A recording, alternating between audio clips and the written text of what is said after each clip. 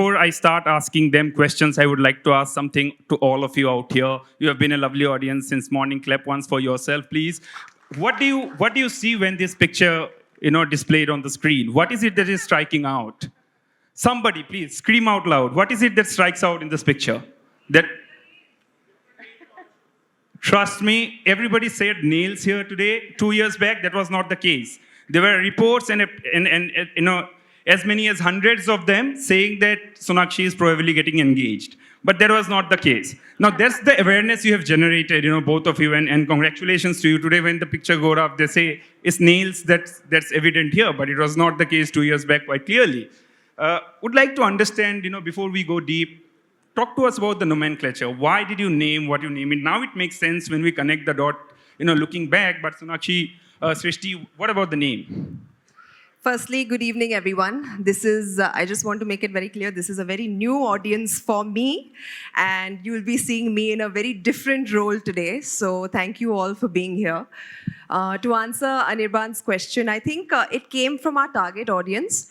A lot of women found the type of glam, the kind of beauty that we wanted to provide with our product to them slightly difficult, time-consuming, expensive, and that's what we wanted to tell them first, that look, guys, it's easy.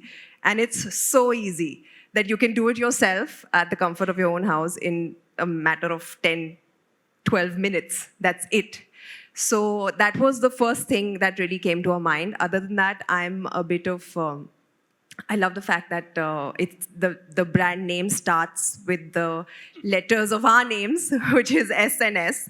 So I was very clear that I wanted it to start with an S, and then we got cracking on names, and then we came along with the biggest feature that our product provides, which is the ease of it. Correct, the convenience. Thank you. Yeah. Srishti, for you, you had a partner who is such a big celebrity already, superstar actor, giving blockbusters one after another. While on one side, it's immediate attention, but it can be intimidating as well. I mean, those hundreds and hundreds of reports, the way she announced the launch. So how was it to have this attention all of a sudden and end the launch of the brand? So Sonakshi is an absolutely fantastic business partner, must I add. That is because I think not many of us know here. Sonakshi, her core skill set is actually made out to be a great entrepreneur. Why I say that? The never give up attitude, consistency, extreme punctuality, respecting everyone else's time around her first before hers.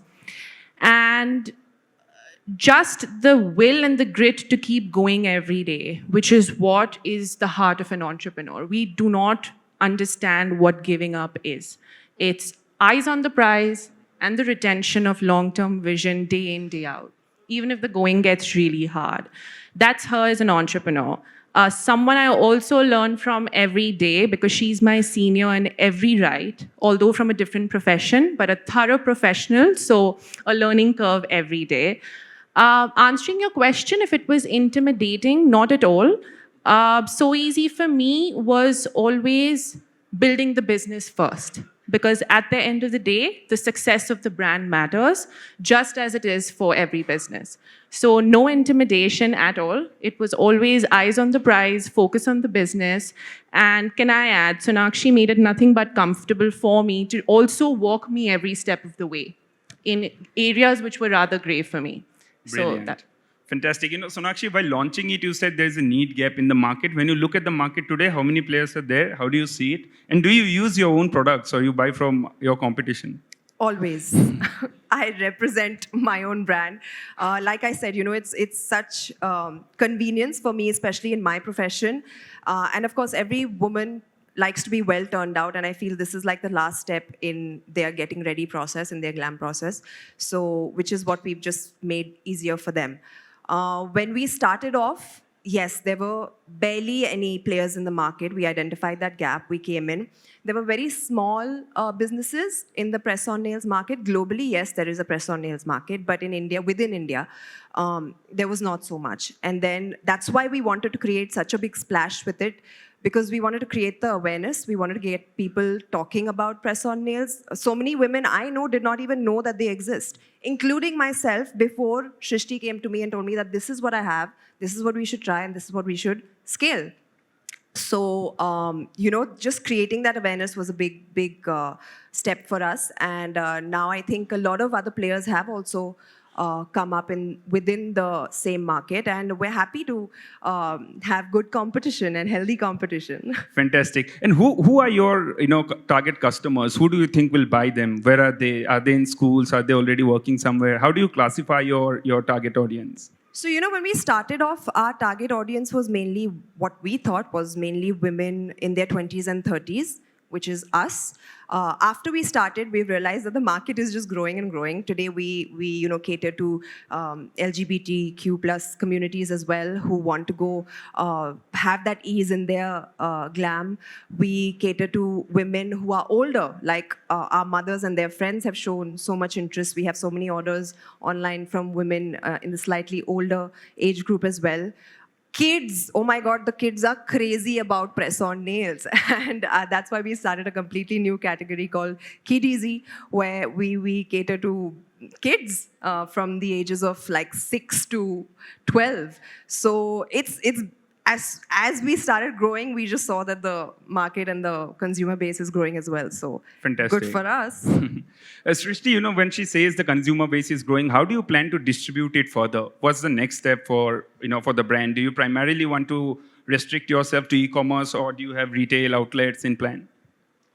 While our e-commerce is growing by the day, doing very well with our partner channels as well, the focus right now is to really enter the offline space, enter retail aggressively by way of having independent SOEZI kiosks across India.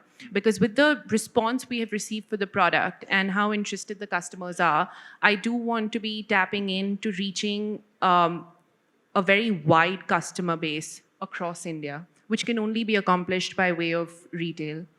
Okay, and are there markets that you have identified as your first few where you would like to open your outlets? Of course, we are starting with the tier ones for now. But like I said, the heart also lies in penetrating to be able to enter tier 2 this year. Fantastic. And as you plan to scale, you would also have to, you are a bootstrap company so far, but you might raise funds. So how do you see the VC and the PE ecosystem of India when you are talking about, two women going and pitching for funds? Funding has always been a challenging space for women founders, and that's been a very prevalent fact in India in the last few years. While I'm grateful and extremely proud that it's starting to change in the last very recent years, I do understand being very challenging. We want to really be the pioneers to really put out the message that raising funds for women should be or women-led startups, might I add, should be as easy, because entrepreneurship for us should be gender neutral. Yeah. As long as there's grit, there's resilience, and you know what you want out of your business, I don't think gender has a big part to play, or any part to play, actually. Correct. Having said that,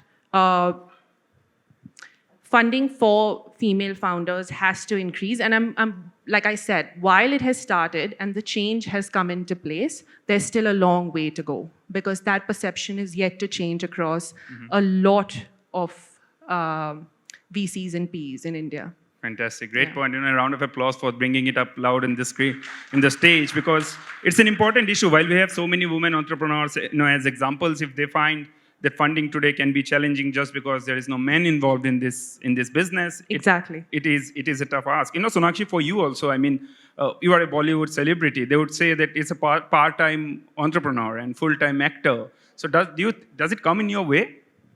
I'm planning on changing that.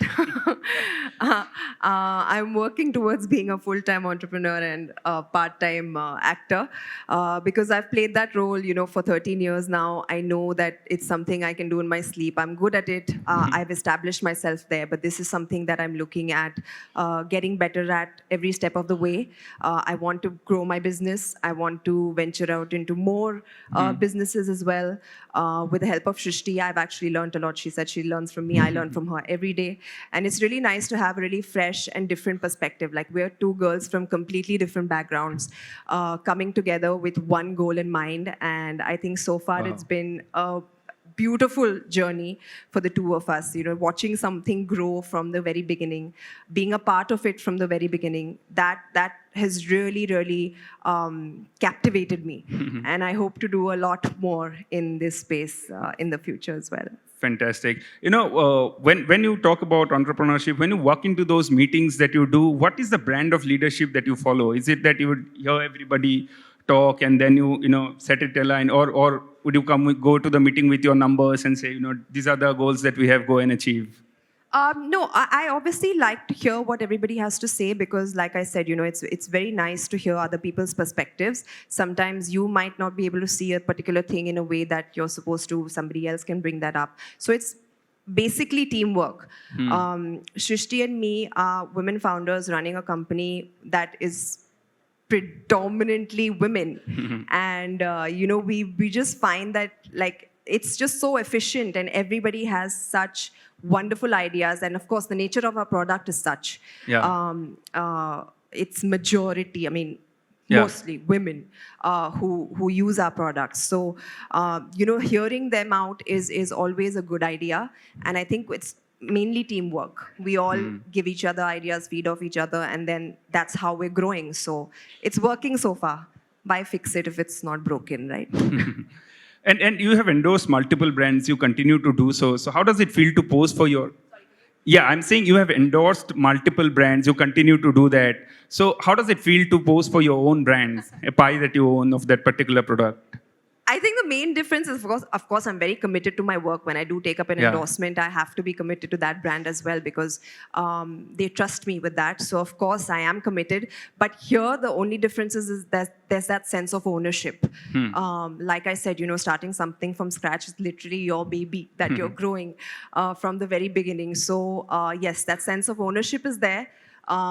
There's definitely initiative. There's definitely... Otherwise, it's very different, actually. When you're endorsing something, people have it ready already, what you're supposed to do for them. Yeah. You have to do these many posts, you have to be seen at this event, this appearance, all of that is taken care of by someone else. Here, you're doing everything on your own. Correct. So that's a very big difference, and that really sets apart, your own brand and somebody else's brand. Very, very well put. Srishti, what must happen in 2024 for you to say it was a great year for the brand?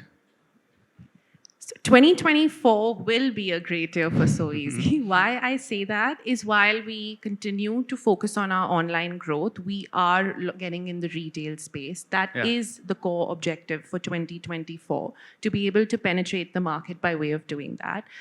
For SOEZI, for Sonakshi and I both,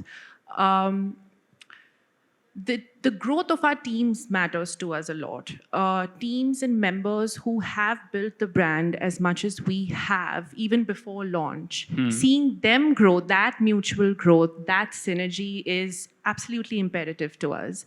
Wow. So, setting that culture, making sure they grow more. And like I said, we are recruiting a lot more women who otherwise find it rather challenging to start their career or have the platform to upskill themselves. Correct. Due to financial challenges or personal challenges. So a lot more recruitment in that space to be able to aid them, have a kickstart in their professional journey, or take a step forward in their professional journey against the usual odds. That is very important for us in 2024, building that and taking that a notch up. And lastly, just focusing on a few CSR initiatives which are very, very close to our hearts. Okay. Yeah. Okay, great. Fantastic. Last question for this session, Sonakshi. You mentioned already that it was a dream debut for you when you launched the product. What's next for entrepreneur Sonakshi Sinha? Do we see you investing into more brands? And what are the categories you would like to get into? I think growth of SOEZI is priority right now. I think we want to expand the umbrella of the products that we already have. Like I said, we named it SOEZI because we want to make beauty easy and accessible for everyone. So yes, more products to come under the SOEZI umbrella. Other categories that I do want to expand to and invest in are actually female wellness. Okay. AI is growing and like the possibilities are unknown. So that is something that I find very, very interesting. And yeah, I Wow. think the sky is the limit. Fantastic. Next year, Great India Retail Summit. We probably have your retail store outlets as well. Thank you very much, everyone, for being patient. Thanks to both of you for your time. Thank you so much, Anirban. Thank you, everybody. Thank you so much.